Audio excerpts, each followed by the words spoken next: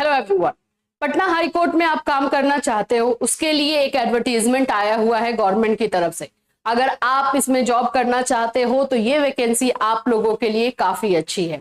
Stenographer की ये vacancy आई हुई है। एडवर्टीजमेंट 21 अगस्त से फॉर्म फिलअप स्टार्ट हो गया है। कौन कौन से लोग फॉर्म भर सकते हैं वो सारी चीजें डिटेल से बताया जाएगा। एग्जामिनेशन प्रोसेस क्या रहेगा, फॉर्म फिलअप कैसे करना है, ये सभी चीजें हम बताएंगे। अगर आपको ये वैकेंसी सही लग रही है तो आप इसको जल्द से जल्द भर देना। टोटल आप लोग का पोस्ट 111 है।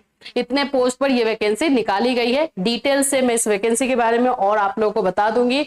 और अगर आपको सही लगता है तो फॉर्म जल्द से जल्द ही भर देना। टाइम है, वैसे रूल्स रेगुलेशन नियमों को सब अच्छे से जान लेना है और फिर फॉर्म को भरना है। चलिए स्टार्ट करते हैं। उससे पहले फ्रेंड्स, चैनल पर पहली बार विजिट करें तो चैनल को सब्सक्राइब कर लेना, बेल आइकन को हिट कर देना। यहाँ पे गवर्नमेंट, प्राइवेट, हर तरह की वैकेंसीज के बारे में आपको इन्फॉर्मेशन दी जाती है। पटना हाई कोर्ट से स्टेनोग्राफर के लिए डिटेल एडवर्टीजमेंट आ चुका है। इस वैकेंसी को पहले अनाउंस किया गया था कि ये आने वाली है। फिलहाल डिटेल एडवर्टीजमेंट है। आपको कहाँ आना है? पटना हाई कोर्ट के साइट पर आना है। patnahighcourt.gov.in इस साइट पर आप आओगे तो इसमें आपको रिक्रूटमेंट वाले साइट पर आना है। रिक्रूटमेंट आप इधर में आते हो, मैं आपको दिखा देती हूँ रिक्रूटमेंट्स। जब रिक्रूटमेंट पे आप क्लिक करते हो तो ये चीजें आपका ओपन हो जाता है। ये पहला वाला जो एडवर्टीजमेंट है और ये दूसरे वाले में अप्लाई करने के लिए लिंक दिया हुआ है। 21 अगस्त से जो है अप्लाई स्टार्ट हो चुका है, इसलिए अभी लिंक भी आ चुका है।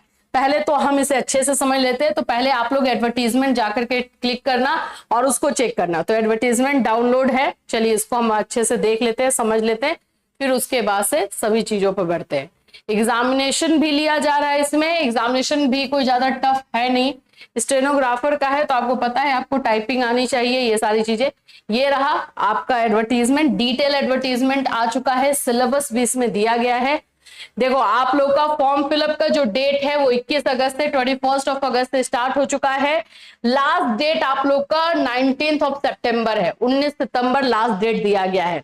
Last date for making online fee payment आपका 21 सितंबर है, ठीक है। और date of examination to be notified, यानी एग्जामिनेशन का डेट अभी इसमें नहीं दिया गया, अभी फॉर्म फिलअप और ये सबको लेकर, तो डेट आपको याद रखना है। चलिए अब यहाँ पर हम थोड़ा सैलरी भी पहले देख लेते हैं और फिर हम आगे बढ़ेंगे। ये देखो, online application are invited from eligible candidates for appointment to 111।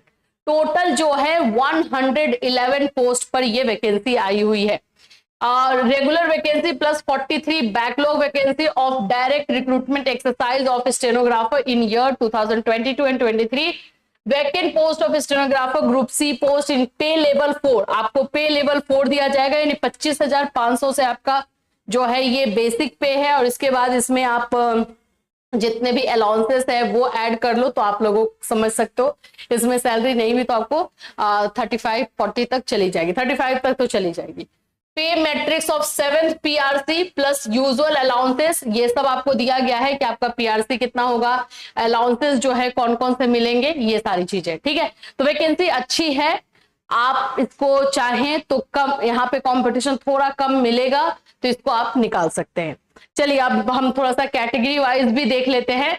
Unreserved category के लिए 31 जो है सीट है। ब्रेकअप ऑफ बैकलॉग वैकेंसी 1 है। टोटल नंबर ऑफ 32 हो गया, ठीक है। अब यहाँ पे अच्छा, इसमें फीमेल्स को इसमें भी 35% का रिजर्वेशन मिलेगा। जो 35% का रिजर्वेशन फीमेल के लिए चल रहा है पूरे बिहार में, वो इसमें उनको भी मिलने वाला है, ठीक है। एक्सट्रीमली बैकवर्ड क्लासेस ये सब देख लो। टोटल नंबर ऑफ वैकेंसी आपको 111 मिल जाएगा, ठीक। आगे हम बढ़ेंगे और सारी चीजों को देखेंगे। आपको अप्लाई कहां से करना है, तो जो अभी मैंने आपको वेबसाइट दिखाया वही है, https आप लोग का patnahighcourt.gov.in पर ही आप लोग को अप्लाई करना है। और आपको अप्लाई करने का टाइम ये सब दिया गया है। अब एलिजिबिलिटी क्राइटेरिया क्या मांगा गया है भाई? 12th पास आपका होना चाहिए।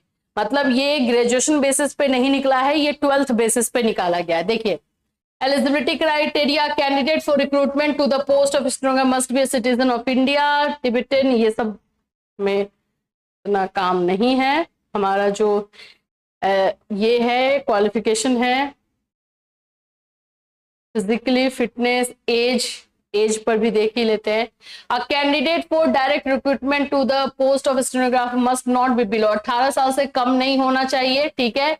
Must not be later than 1/1/2007, के बाद का नहीं होना चाहिए। यहाँ पर पूरा एज का डिटेल दिया गया है, 37 years. Unreserved and EWS category mail के लिए 37 साल 37 ईयर्स का रखा गया है। और अगर अनरिजर्व्ड एंड ईडब्ल्यूएस फीमेल की बात करते हैं तो इनको 3 साल का जो है रिलैक्सेशन मिला हुआ है। 40 ईयर्स इन लोगों के लिए, ये जनरल कैटेगरी के लिए, ठीक है। बीसी ईबीसी के लिए 40 ईयर्स ही है, एससी एसटी के लिए जो है 42 है, ओएच के लिए आपका 47 है। तो यहाँ पर आप लोग को जो है एज रिलैक्सेशन भी पता चल चुका है। अब आप लोग अपने एज को देखो और क्वालिफिकेशन, जैसे मैंने बताया 12th चाहिए, यहाँ पे देख लीजिए।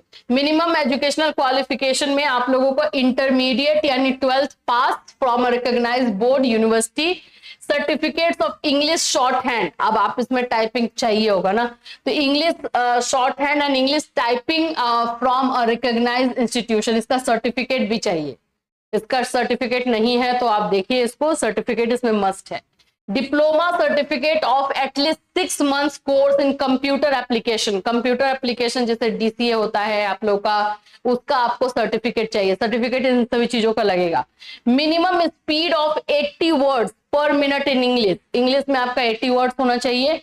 मिनिमम स्पीड ऑफ 40 वर्ड्स पर minute in English typing, English typing के लिए दिया जा रहा है, ये आप देख लीजिए। शॉर्ट हैंड में 80 होगा और आप लोगों का टाइपिंग में 40 वर्ड्स है। अब प्रेफरेंशियल क्वालिफिकेशन जो है आप लोग को आर्मी बैकग्राउंड और ये सब दिया गया है। ये यहाँ से आप लोग को रिजर्वेशन कैटेगरी स्टार्ट हो गया। मैंने बताया वुमेन कैंडिडेट को 35% का रिलैक्सेशन रहेगा ही रहेगा, वो अब पूरे बिहार में लागू हो चुका है तो सभी जगह पे रहेगा।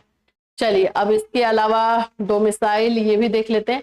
Candidate seeking reservation under BC EBC category shall have to produce non creamy layer. Candidate claiming reservation against SC ST category shall be required to submit domicile permanent residence. Other state के बच्चे चाहें तो वो apply कर सकते हैं, ठीक है, लेकिन उनको किसी तरह का जो है वो कैटेगरी जो रिलैक्सेशन मिलता है वो नहीं मिलेगा। समझ में आ गया है। अब आप लोग का मोड ऑफ सिलेक्शन देख लेते हैं। तो देखो आप लोग का 2 तरह से होगा, एक रिटन टेस्ट होगा और एक इंटरव्यू होगा।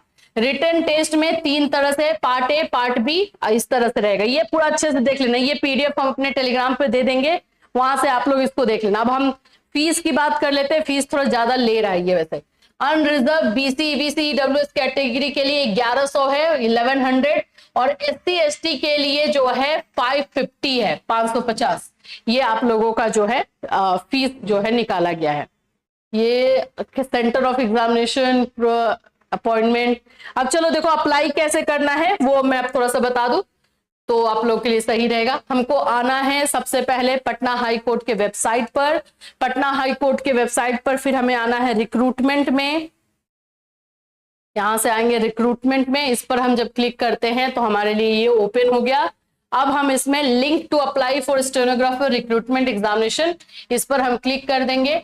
जैसे ही हम इस पर क्लिक करते हैं हमारा जो है एक लिंक ओपन होगा, आई थिंक ओपन है, मैंने पहले व्यू पे देखेंगे, ठीक है। तो ये आपका ओपन हो गया, इंपॉर्टेंट इंफॉर्मेशन करके डिटेल एडवर्टीजमेंट है, इमेज एंड डॉक्यूमेंट आपको जो है करना है, how to apply online form. अब हम डायरेक्टली रजिस्टर से करेंगे, ठीक है, क्योंकि हमने अगर आपने पहले इसमें रजिस्टर करके रखा हुआ है तो आप लॉग इन पे क्लिक करोगे तो ये रजिस्ट्रेशन हमारा स्टार्ट हो रहा है। आप लोगों को अगर करने में दिक्कत आ रही है साइबर चले जाओगे, वहां से करोगे। थोड़ा सा साइट बिजी चलता है, इसको क्लोज कर दोगे, ठीक है। यहाँ पे applicant name candidate name will be capture to verify the document, I agree कर दोगे, ठीक है। अब यहाँ से आइए, ये सारा चीज दिया हुआ है, आपको अपना नाम डालना है, ठीक है। यहाँ पे आपका मिडिल नेम लास्ट नेम होना चाहिए। फिर उसके बाद have you ever change name, आप अपने अपना नाम बदला है तो वो भी आप इसमें डालोगे। जनरेट ओटीपी, आपके फोन नंबर आपके मेल आईडी पर ओटीपी आएगा, उसको आपको वेरीफाई करना है, एग्री करना है और यहाँ पे री वेरीफाई करके कैप्चा डाल के कर देना है। जब आपका ये जनरेट हो जाएगा तो उसके बाद आपको अप्लाई करने के लिए लिंक ओपन होगा, तो वहां से आपको अप्लाई करना है। करके देखना खुद से, प्रॉब्लम आएगी तो फिर बताना, लेकिन मेरे ख्याल से हो जाना चाहिए। सबसे पहले तो काम है कि जो डिटेल एडवर्टीजमेंट है, हमने तो ऐसे जितना हुआ उतना बता ही दिया, लेकिन फिर भी आप एक बार अच्छे से उसको पढ़ लेना है। आपके क्वालिफिकेशन सभी चीज से मैच कर रहा है और आपको लग रहा है टफ तो नहीं है, कर लेंगे, तो बिल्कुल फॉर्म को भर देना, ठीक है। इसी तरह की और भी वैकेंसीज आएगी तो लेकर के हम बिल्कुल आते रहेंगे आपके लिए। फिर मिलूंगी, टिल देन टेक केयर।